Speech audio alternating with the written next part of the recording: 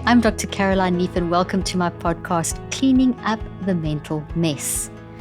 Today, I'm going to give you 3 trust-building exercises that you can use for any kind of relationship. So 3 exercises that will build trust. And as we know, trust is absolutely essential, whether it's a romantic relationship, a family relationship, a work relationship, a friendship. Trust is absolutely essential. And another thing about trust is we do go through periods in our life that we break people's trust, and that's okay. It's okay to be a mess, but you can rebuild trust. So it doesn't mean that if you've broken someone's trust or if someone's broken your trust, that you can never rebuild that trust again. Obviously, every circumstance needs to be evaluated for what it is. So everything has to be taken into context for that particular situation. And there may be times where you definitely do not want to trust that person again because it's an abusive relationship or something like that. But in general, in terms of a romantic, a friendship, a work, whatever, you can rebuild trust. And so here are 3 tips that can really help build trust in any type of relationships. And they're the 3 little exercises. So I'm going to actually walk you through the exercise. So the first is an active listening and sharing exercise. And here's what you do. First of all, what this exercise does is it literally focuses on improving communication and empathy. So, which are really important for trust. So this first exercise, which is an active listening exercise, is really good for improving communication and empathy. Okay. So being able to get in someone else's shoes, really understand them and communicating back and forth. So here's what you do. Here are the instructions. First thing is get into a quiet and comfortable place for a conversation where you feel like people aren't going to overhear you or something. So try and get into a place where you feel private. Then you're going to take turns being the speaker and the listener. Okay, so maybe you can allocate one chair is the speaker chair, one chair is the listener chair, and you swap chairs. Or it could be something that you give each other. Like, for example, if you've got my Brainy, you could maybe, whoever's holding Brainy could be the person who's the speaker, and you hand Brainy to the person who's the speaker. Okay, and then it starts with whoever's the speaker, whoever's holding Brainy, shares their personal experience, thoughts, feelings, whatever it is that they want to share in terms of that relationship or in terms of what the situation is.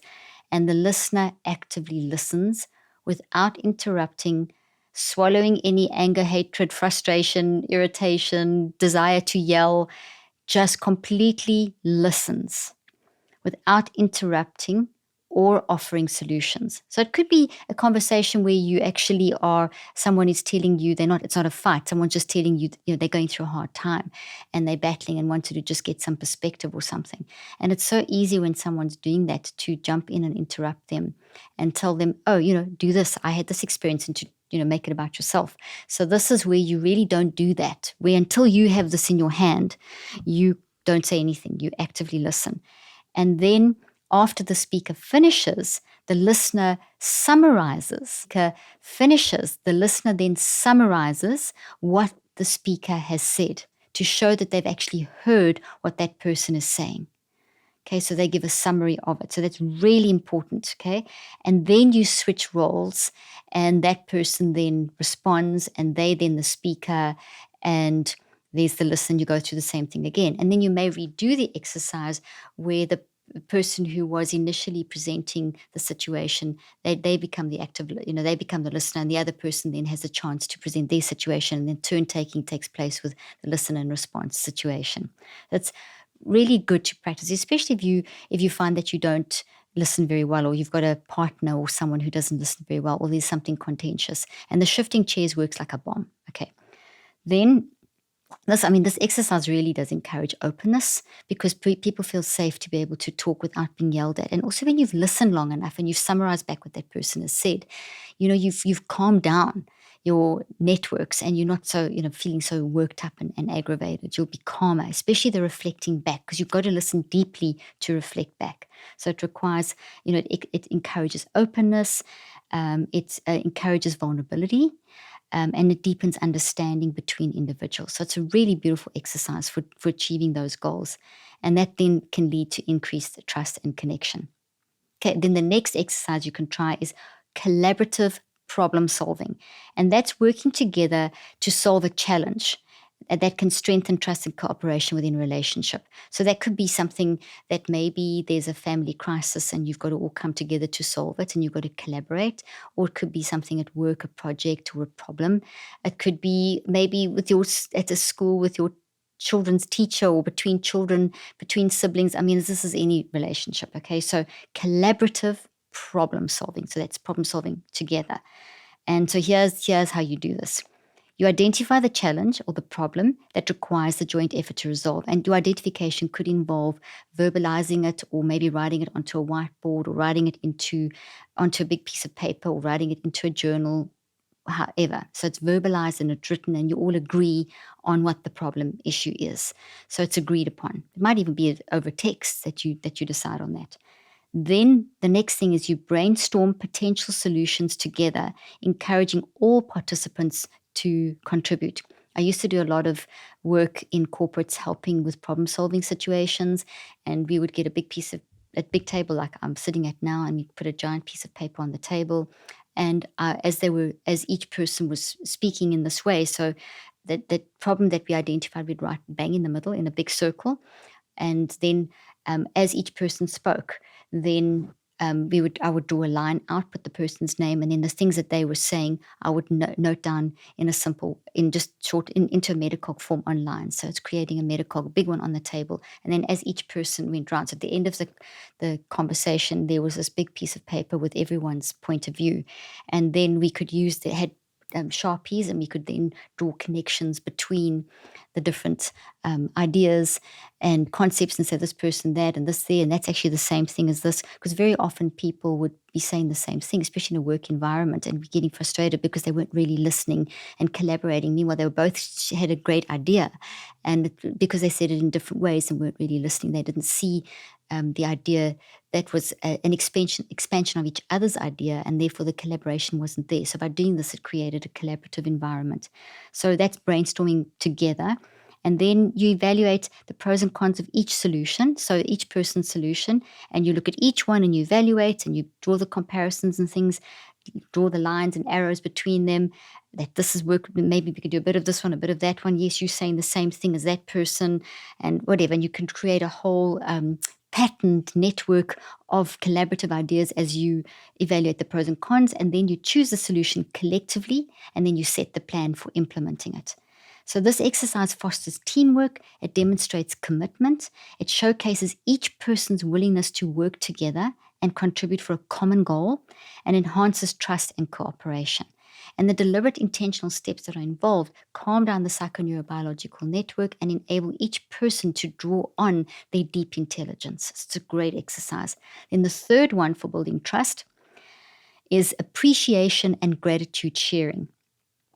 Expressing appreciation and gratitude is always a good thing to do. It's always good to say thank you for doing that. I still 37 years of knowing my husband, I will still say thank you for, just this morning we were talking about something in the business, and I said to him, thanks for sharing that with me, and sorry that I didn't fully understand the extent of what you were doing, and maybe it was kind of a bit hard on you about some things, and thank you for doing what you're doing. Thank you for bringing me breakfast. I mean, it's just thank you to my kids for, just bringing me a cup of coffee, or my kids will work with me, just thanking them for, just the great work that they do. These are just really important things. So we all know that it does great stuff for the brain and the body. I mean, it literally shifts your networks in the right direction. It also reinforces the bond between individuals. So we're talking about not just general thankfulness and gratitude, we're talking about to a person to strengthen the bonds. So if you have a bit of a tenuous relationship with someone, to look for something in them that you want to thank them for and be grateful for is a really wonderful way of rebuilding a bridge so that you can work on solving the deeper communication issues. Because when you're thanking someone for something, you're acknowledging something about the deepness of who they are and validating that. And that's really great for opening doors for trust. So expressing appreciation and gratitude helps foster positive feelings and reinforces the bond between individuals. So here's the little exercise. Set aside time to sit down with the person you want to build trust with. So don't do this in a rush. Set aside time that you want to build with the person that you want to build trust with. Take turns sharing specific things you appreciate about each other. Take turns. As one talks, the other one listens, and then you swap around and you take turns sharing what you appreciate about each other, or moments when the person's actions made a positive impact on you. So maybe someone did something that really just made you feel so amazing. Share that. So it's a sharing time of words that they've said or things that they've done that have impacted you. Be sincere and specific in your expressions of gratitude. So if you know this is going to happen and you can't think of something on the spot, or you're not good about thinking about things up on the spot, just make a few notes so that you go into this prepared. And there's always something that you can appreciate about someone, especially someone that you desire to improve the trust bond with. So remember that building trust does take time and consistent effort. It's not something that's going to happen immediately. As you know, to build a habit takes, if you've listened to my podcast and read any of my work, you know that building a habit takes a minimum of 63 days. So to rebuild trust with someone, or to build new trust with someone, is not going to happen in less than around about 9 weeks. So you may have to do this exercise once or twice or 3 or 4 times in that time period with different things, and then to keep thinking about the results of those. And over time, you can then build that that trust into your relationship. So this is a lifestyle of doing these things. So these exercises are these 3 exercises, and these 3, let me read them again: active listening and sharing, collaborative problem solving, and appreciation and gratitude sharing. These 3 exercises are going to basically designed to facilitate connection and communication and understanding, which are essential foundations for trust. Okay, so adapt these exercises based on what you need and what you need in your life, in your situations, and just watch the changes in your mental health and the mental health with that of that other person, and the trust between you. And don't forget, if you haven't yet got my Brainy bundle, is my little Brainy and the coloring book, and these are available at drleaf.com for a discount, and they work with the how to help your child clean up their mental mess and helping your child to manage their mental health. Thanks for joining me. I look forward to next time.